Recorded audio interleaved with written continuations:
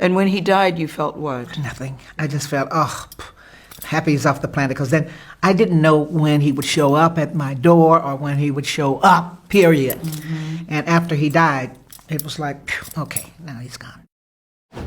Some love stories make hit records. This one left bruises, court papers, and one of the greatest comeback stories in music history. Tina Turner and Ike Turner were once sold to the public as a fiery powerhouse duo, the kind of act that looked electric from the stage and unstoppable from the charts. But behind the music was a private nightmare that Tina would spend years surviving before she finally escaped it. And when Ike died in 2007, the world naturally wondered whether she felt grief, closure, anger, or something else entirely. Her answer was startling because it was so direct, so unsentimental, and so revealing of just how long his shadow had hung over her life. And right there is the heart of the story. Before we start, drop a comment and tell us this. Do you think real closure comes from forgiveness, distance, or simply knowing someone could never hurt you again? What Tina Turner said when Ike died says everything. The duo. I'll tell you what. I know Ike wasn't. I'll tell you what. I want you to go with me sometime, like I go with you. Okay. I'll tell you what. I don't want to go this time. No, you got it. No, I want to go when I want to go. Same way you do. No, you got it. I don't want to be forced. No. Long before she became a global icon on her own, Tina Turner was Anna Mae Bullock, a teenager with a huge voice and a gift that was impossible to miss. She met Ike Turner while he was leading the Kings of Rhythm, and what began as a musical opportunity quickly became a personal entanglement that changed the course of her life. On the surface, the partnership looked thrilling. They made records, toured hard, and built a brand around energy, chemistry, and raw force. Songs like A Fool in Love helped launch them, and the Ike and Tina Turner Revue became known for explosive live performances. To audiences, they looked like a perfect storm of talent. But Tina later made clear that the reality was very different. In her own telling, fear entered the relationship early. She described one of the first violent incidents as a moment that taught her exactly who Ike could be. That fear, once planted, shaped years of silence, compliance, and survival. By the time they married in 1962, they already shared a child, a career, and a tangled family life. She later says she did not feel truly free to refuse him. That's what makes the image of the glamorous duo so misleading. The music was real, the success was real, but so was the control. Life behind the curtain. You admit that you have slapped Tina before, but why, Ike? She would be walking around looking sad, with a lip drop, and I keep asking her, "And what is the matter with you? What's wrong?" And it's always, nothing. And it would go on for a day or two till finally, why the don't you? And then this is where I would slap her or something. Then she would change her mood or attitude. As their fame grew, Tina said the abuse grew with it. In later memoirs and interviews, she described black eyes, a broken jaw, burns from hot coffee, constant cheating, and a life where humiliation could appear at any moment. The woman dazzling audiences at night was, in private, trying to endure the next blow. What made it even more tragic was the contrast between public applause and private misery. The same act that brought them acclaim also trapped her. Their touring schedule was relentless, and success did not bring peace. If anything, it kept the machine running while her personal life became more frightening. Tina later explained that Ike's violence seemed bound up with control and fear that she would leave him. She also made clear that the physical attacks were only part of it. The constant ill treatment wore her down mentally and emotionally. It was not one terrible night, it was a whole atmosphere. By 1968, the pressure had become so unbearable that she attempted suicide. Even that didn't stop the cycle. She wrote that after she survived, she was pushed back toward work. That detail says a lot about the world she was living in. She was not being treated as a wife, a partner, or even fully as a person. She was being used. Breaking away.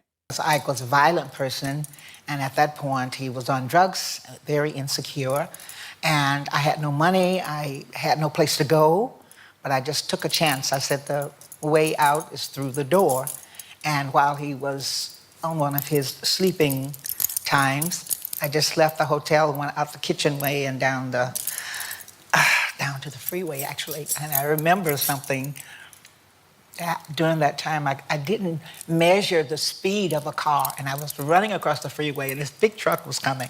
And it went, rah, rah, and it felt like it was over me.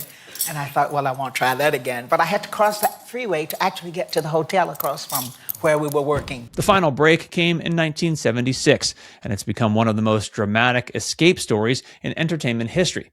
Tina described a violent confrontation on the way to a hotel in Dallas, after which she made a decision that had probably been building for years.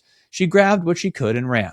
The image is unforgettable because it sounds almost cinematic, except it was real. She crossed busy traffic with almost no money in her pocket, blood on her clothes, and no guarantee of what would happen next. She made it to a motel and asked for a room with a little more than her name and sheer desperation. Leaving an abusive relationship is often discussed as though it's one decision.